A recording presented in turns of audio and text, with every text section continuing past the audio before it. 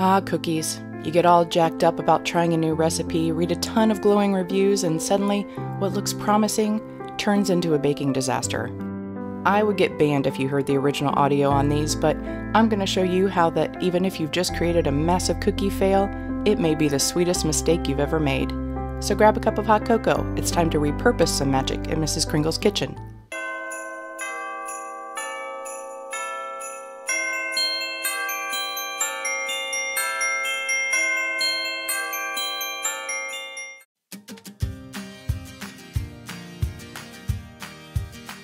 We've all been there. We follow a recipe to a T and ended up with a batch of sadness that we're going to either feed to the trash can or sit in the corner and eat in tears.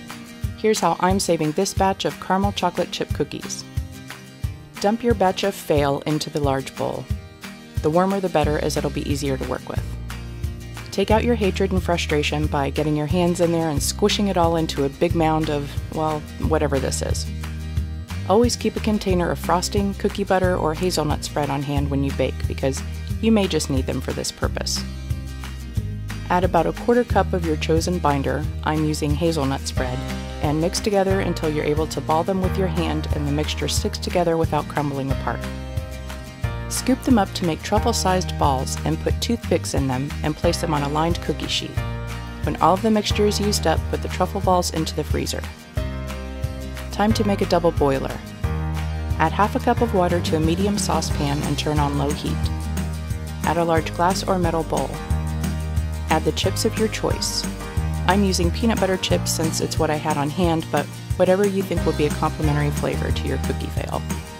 Slowly melt the chips and add 1 tablespoon of coconut oil to the melted chips and stir until smooth. Turn it down to simmer. Take your frozen dough balls and dip them into the melted chips, making sure to cover every inch of them and tap off any excess. Put them back onto the cookie sheet and repeat with the rest of them.